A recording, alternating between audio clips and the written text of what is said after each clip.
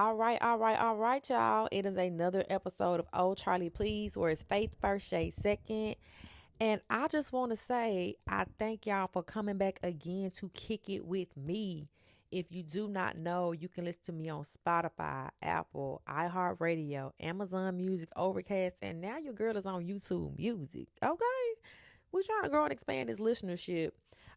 Be sure that when you're listening to the show that you rate and comment because I do want to hear from y'all. Seriously. I am really enjoying my time on my side piece of a podcast. If you listen to the last two episodes, y'all know I had my bestie, my boo, Nisha, for episodes 112 and 113, and we were talking about parasocial relationships. If you have not listened to those, do listen to those because those were very good episodes, if I do say so myself. And we had a good time. And it just reminded me that, baby, we got to hurry up and get back to Refine and Ratchet over there on the YouTube because, we cuts up when we together. Okay?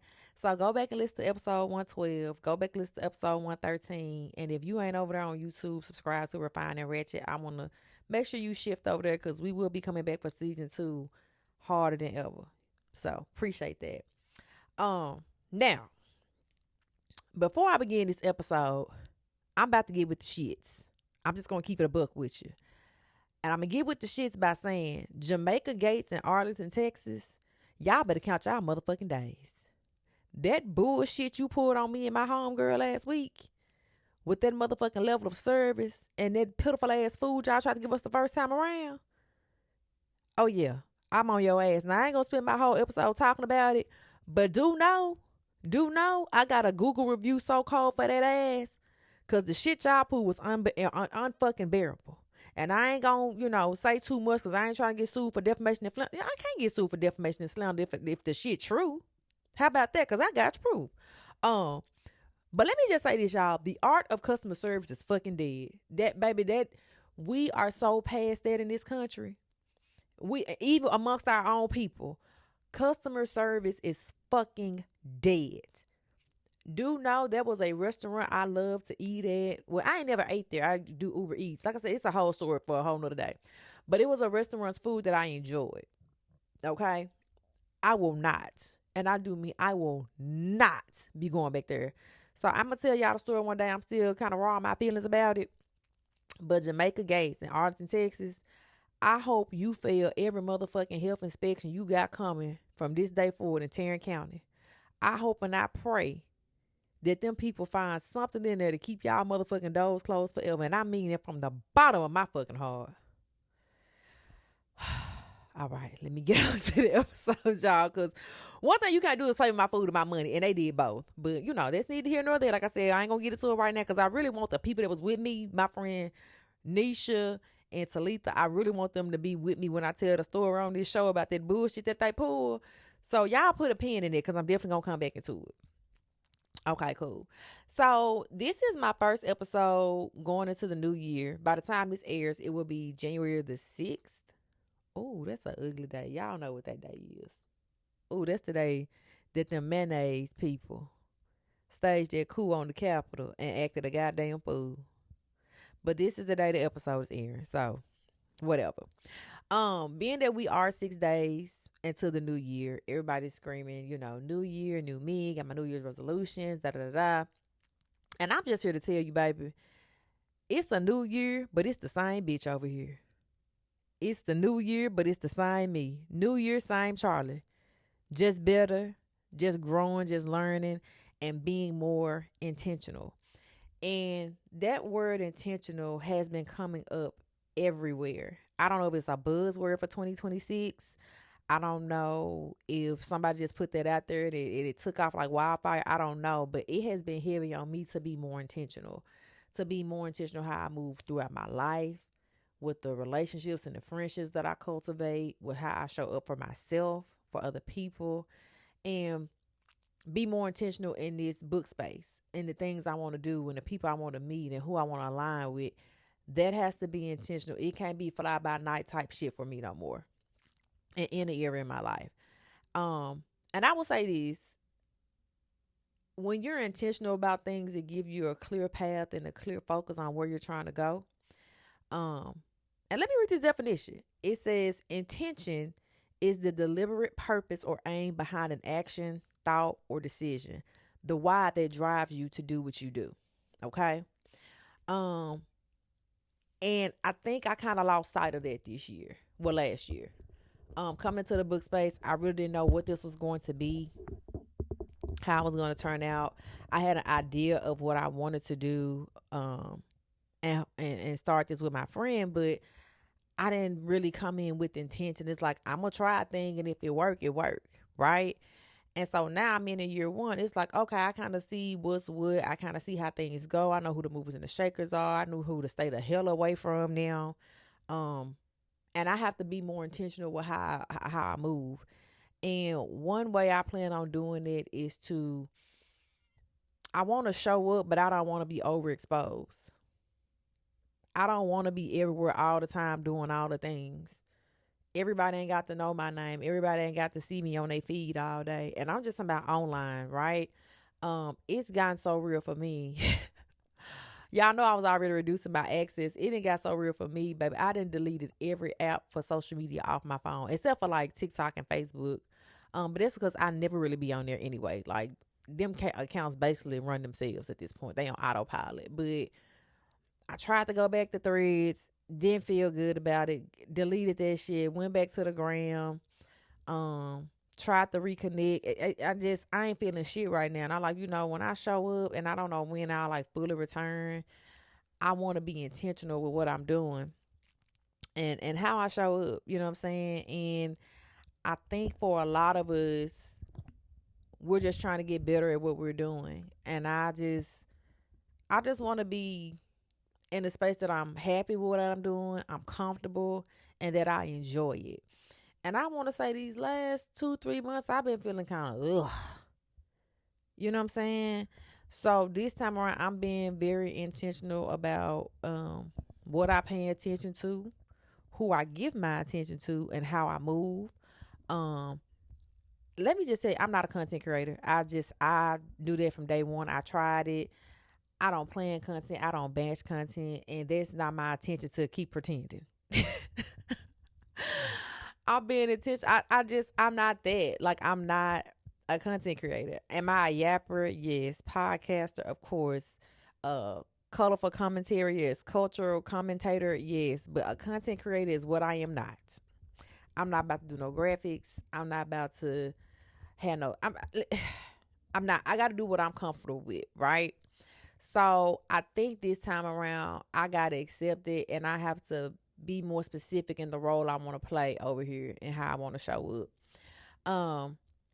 And it ain't just about being intentional in the book space. It's about being intentional in my life. I'm getting to a point now, bitch, 2 years from 40. Call things, right? I want to be better in my health, my overall health. I don't know if I told y'all last episode, but I ain't cooked a home cooked meal in probably 6-7 months in my kitchen.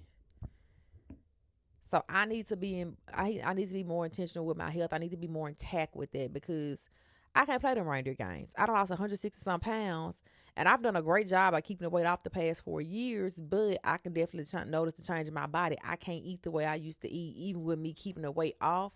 I still suffer from binge eating disorder, and I want to calm that down before it gets out of control again. I don't know if I told y'all. Well, I didn't tell y'all. So, I suffer from intracranial hypertension, which basically means if I get too fat, the blood vessels behind my eyes will get swollen and they will burst. So I have to work extra hard to keep my weight down. And like I said, I've done a great job, but I feel myself slipping on a slippery slope. So I have to be more intentional about that. The other thing is working out, being more active. Now, I do a good job by getting a lot of my steps in because I work at the hospital and I take the stairs everywhere. But I need to map out time where I can work out and dedicate that time to that. I really have to do that. I've been cruising, baby, but I can't. Sister girl can't cruise no more. I have to develop a routine. I'm not trying to turn into goddamn Keisha K. Ward with the crazy workouts or whatever. But I do at least 3 days out the week need to dedicate time to physical activity. So that's me being more intentional and showing up for myself health wise. The other thing is I'm about to get my ass back in therapy. I've been out here raw dogging life without my therapist for the past couple of months, and I think being in this space and feeling the way I've been feeling about stuff, and having different interactions with people and how I show up, and I want to make sure the mental is right too. So that's a part of it. Of course, financial. God, we can never have too many dreams to have and make more money. So I want to be intentional about that, and um, being more spiritually led.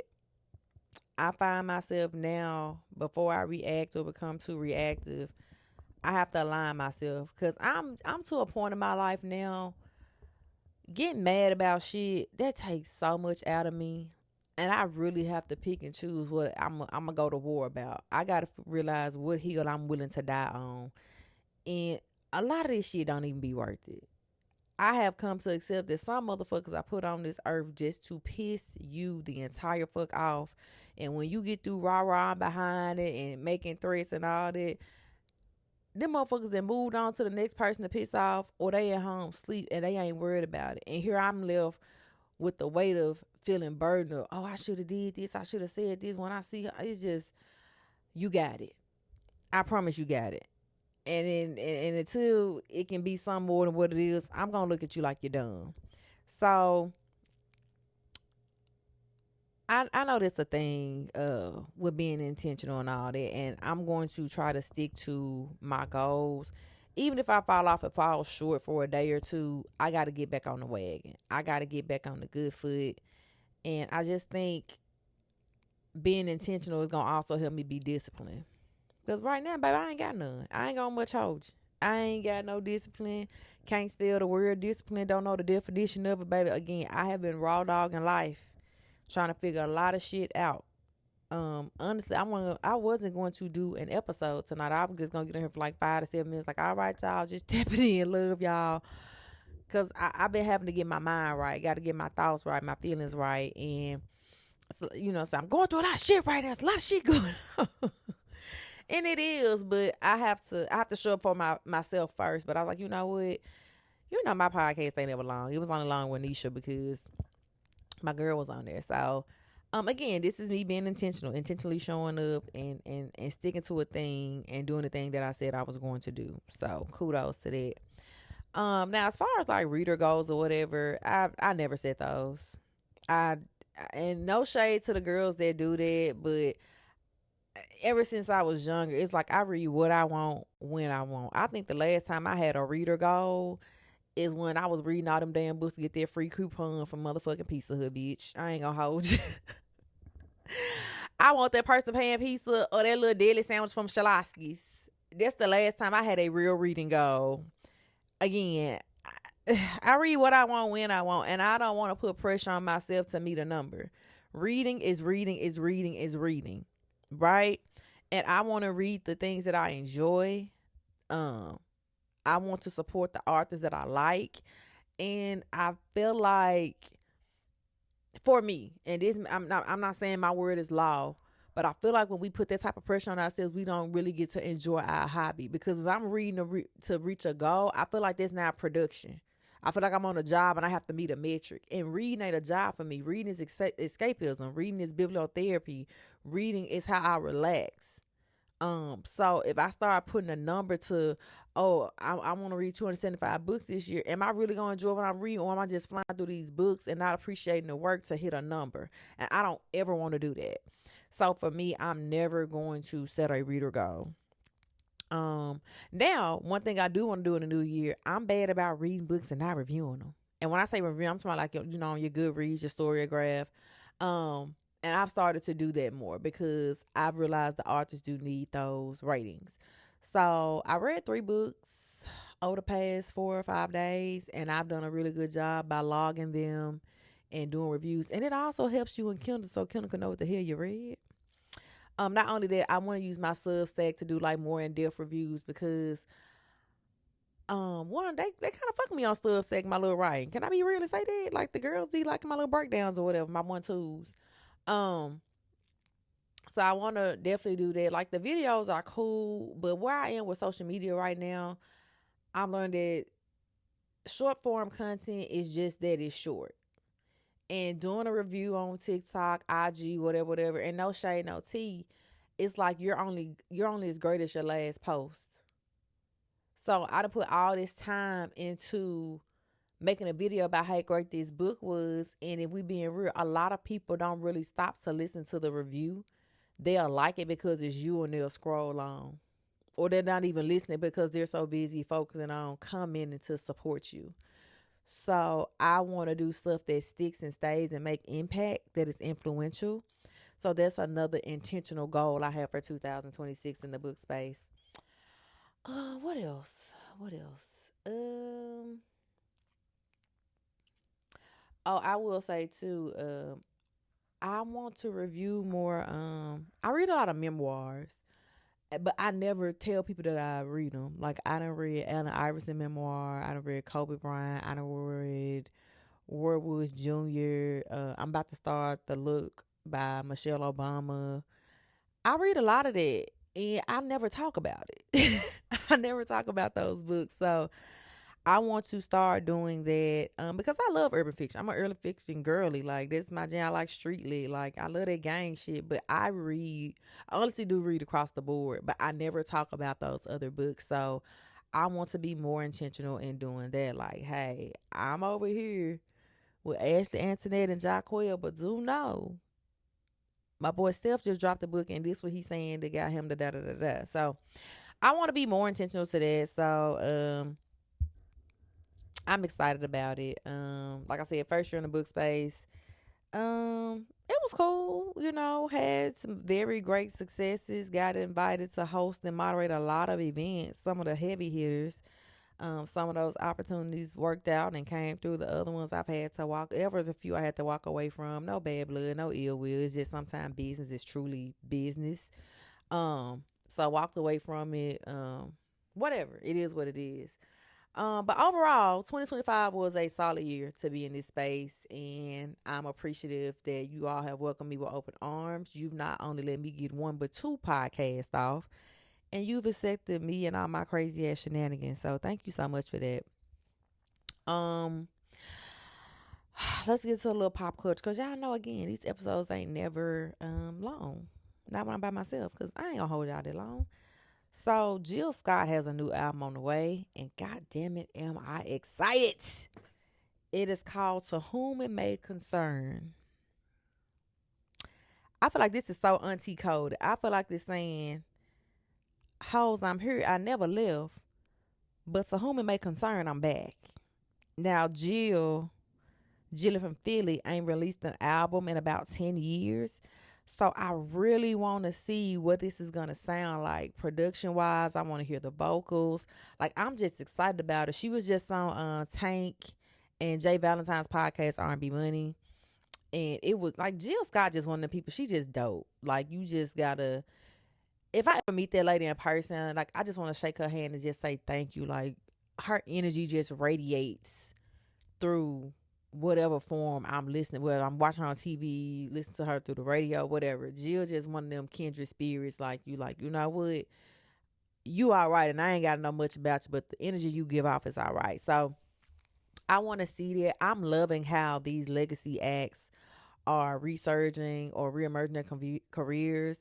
The Clipse had a good year last year with their album release. Wale just released a banger. Oh my God. Everything is a lot. Let me tell you something. He better be nominated with something. He better come home with something.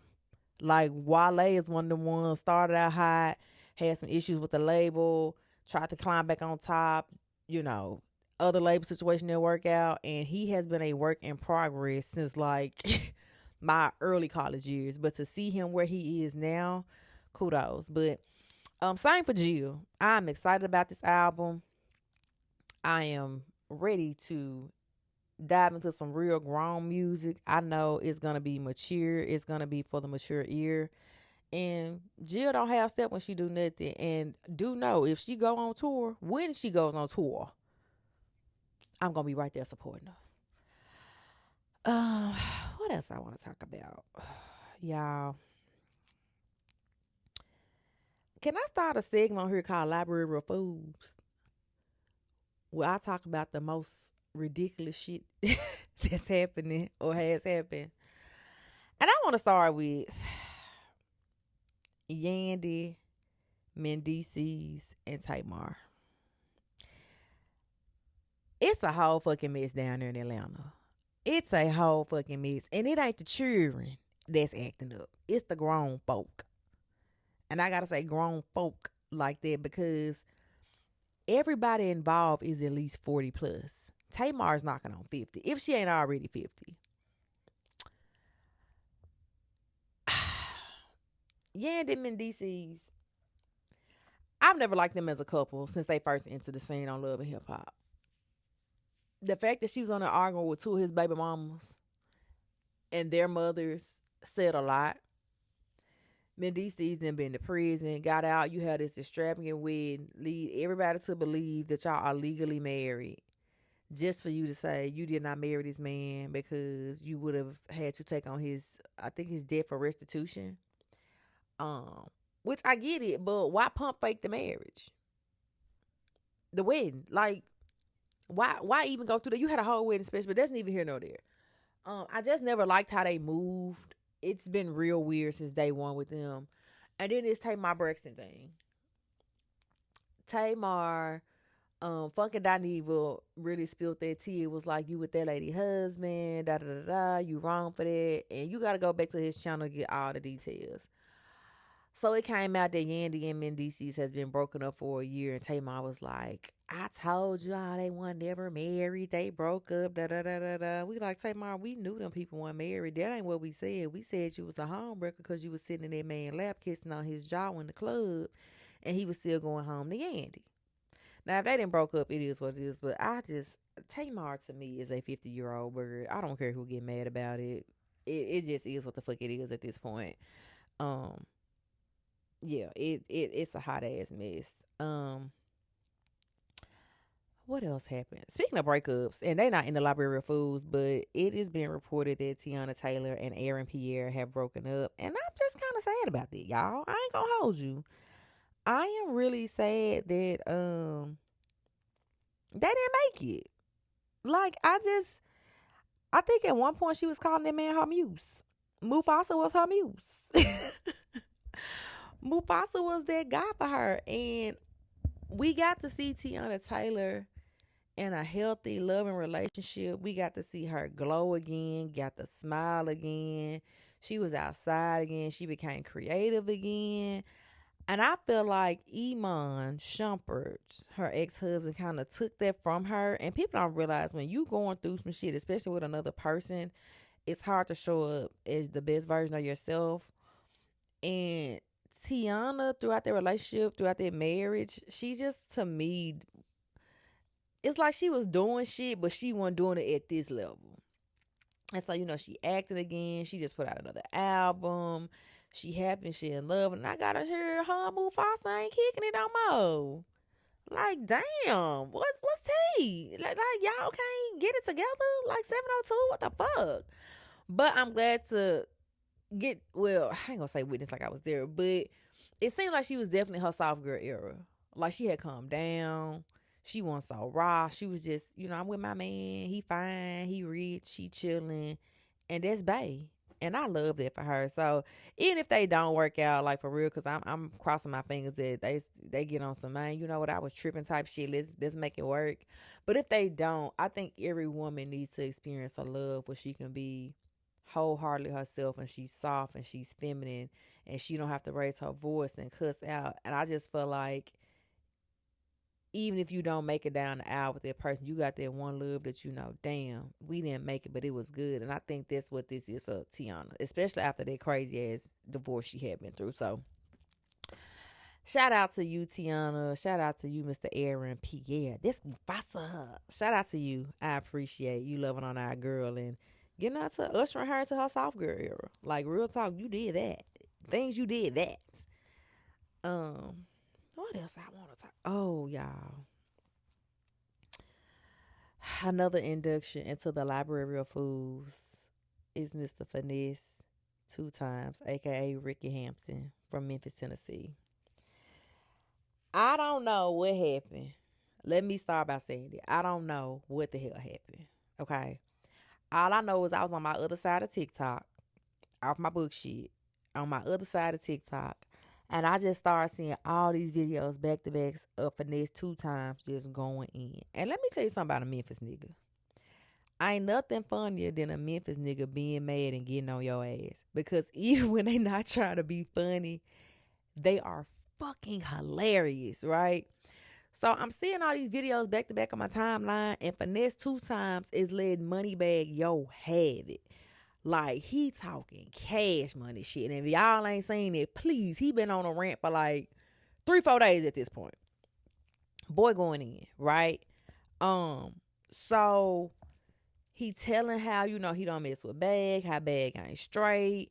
Then he get to talking about Big Boogie. Then he get to talking about Lil Migo. Then he's talking about Grove Hero. And I'm like, damn, is Finesse 2 times beefing with all the fucking Memphis? Because what is happening right now? But I looked at it. Of course, it was for shits and giggles. But you know me, I got to do a deeper dive on shit. So I watched the interview that he did on $1 Million Worth of Game with Gilly the Kid and Wallow. And when I say it put a lot of things in perspective for me and the things that he's ranting about, and this was just my take from all of it. Finesse 2 times was basically saying that he put his trust in people that he thought would have his back. So he's speaking from a place of hurt. He has a lot of trauma with the things he's gone through with his family, with his mom, brother, sister, granny, baby mamas, kids. It's a lot of hurt there. He's also speaking from a place of being institutionalized. He said he has been going to prison since he was 14 years old. And this time around of him getting out of prison, he's been out of prison now 4 years. He said, this is the longest I've ever been out. He said, before this, I will only stay out of jail a year and I'll be going right back.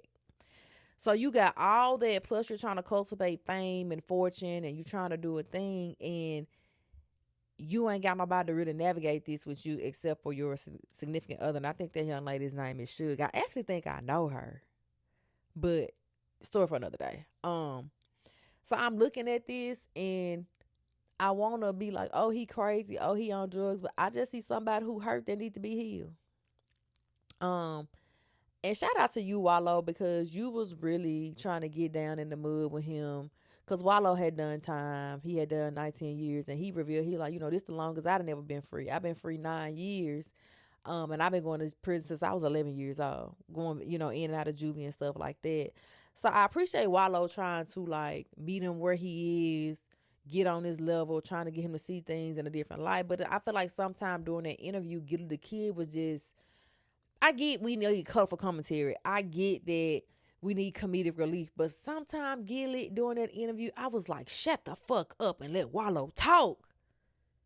Please. He's really trying to make sense of this man's situation and get him to think about his outcomes in a different light. And you over here, I kick, how. He falling all out in the floor. He running around the room. Like, nigga, first of all, you 50. You're fucking 50. Get the kid. I get we need some level of entertainment, but when Wallow is speaking from a place of prison and trying to identify with this young man, you've never been to jail, so you don't know these thoughts that he's having. And if you watch the interview, you see a lot of the time the dialect and the conversation was between Finesse 2 times and Wallow. But I think they're gonna drop part 2 tomorrow, and I think that's where they're gonna bring his girlfriend on there.